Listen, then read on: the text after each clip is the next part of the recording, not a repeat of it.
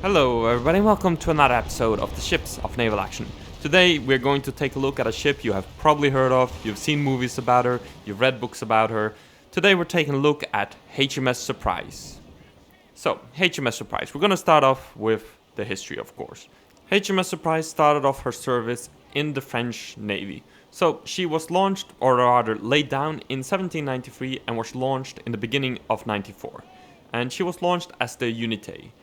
And Lieutenant de Vaisseau, Jean Ladressin, would be her first captain, and he noted that the long guns on the Unité, at the time 8-pounder long guns on her gun deck, were too long, and Surprise, or at the time Unité, was also infamous for having way too large sails. She had sails that were rated for ships bigger than she was, which was not ideal.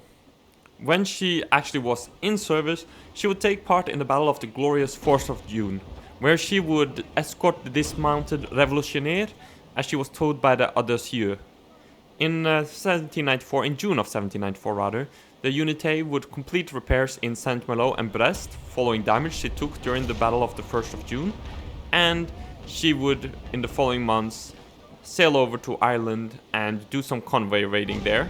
The Unité was there with the Bergeret, and on the 1st of November she would return to Brest after the Bergeret and the Unité would be split apart, and the Unité wasn't able to find the Bergeret anymore, and she was too scared, or at least unwilling, to continue alone near the coast of Ireland and Britain, so she sailed home to Brest to safety. Following the return to Brest, the Unité would repair and join the Mediterranean fleet at Toulon, where she would spend the remainder of 1795 either blockaded in port or serving as a courier. In 1796 she was ordered on a mission to North Africa to ferry some personnel and messages. However, this is where she would be intercepted by HMS Inconstant and be captured. The Unité was captured without a fight because the watch incorrectly hailed the Inconstant as a neutral vessel. However, she was a British vessel, so the Inconstant was able to lay alongside the Unité, and there was a very short boarding action essentially, and the Unité was captured entirely intact, and she was therefore later pressed into British service.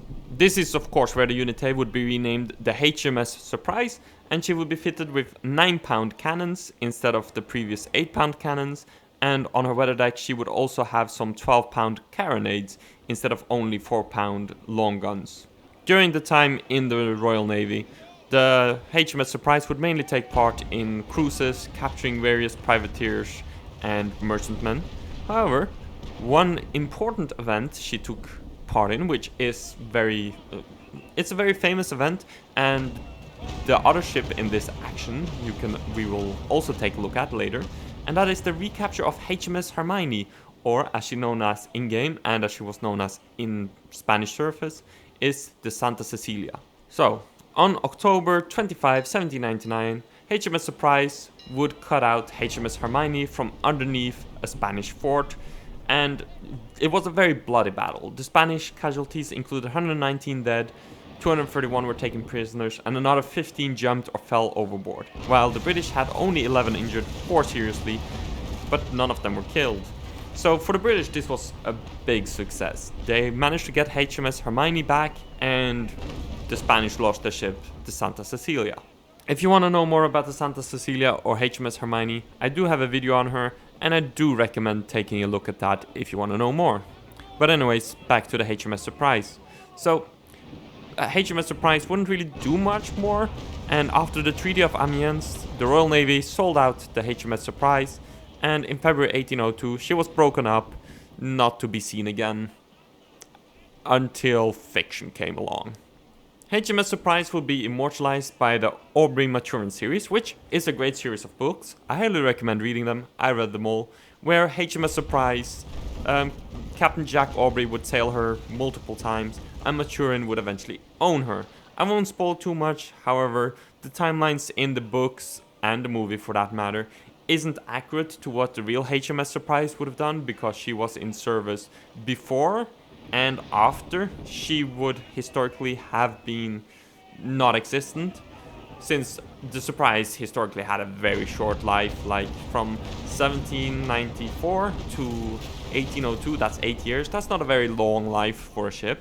But you can read about the Surprise in the Aubrey-Maturin series. Well, you can read about the fictional Surprise. And you can also watch her in the movie, as you surely have seen. I would be surprised if some of you haven't seen it. That is Master and Commander, The Far Side of the World, based on the Aubrey-Maturin series, where HMS Rose was repainted to fulfill the role of HMS Surprise. And it is an excellent movie if you're interested in naval history. They cover a lot of things well. There are a few minor mistakes, but overall, it is a very good movie. So, that covers the history of the Surprise and a bit of fiction essentially. If you want to know more of the fiction, just watch the movie, read the books, enjoy. In Naval Action, the Surprise is a solid little ship. She isn't really anything spectacular in most ways. There is one way she is really good, but in most ways she isn't really anything spectacular. She isn't spectacularly fast. She only has 9-pound cannons or 32-pound carronades, which doesn't make her particularly heavily armed.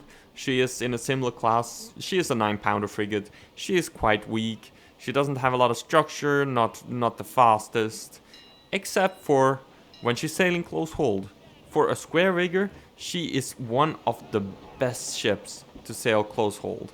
She won't beat something like a Lynx or a Cutter, any of the fore and aft rigged ships, but for a square rigger, she is a very fast ship, and she can do a lot of catching up if someone's trying to escape upwind. But other than that, she isn't really anything special. She does have a special place in my heart though, because HMS Surprise, you know, the Aubrey-Maturin series, Master and Commander. I mean, Master and Commander is one of the things that got me interested in naval history. So I will say the HMS Surprise does have a special place in my heart, but sadly she isn't anything special really. So I think that quickly covers the HMS Surprise. I do hope you all enjoyed. Be sure to leave a like, subscribe and all of that, and I'll catch you guys in the next one. Bye!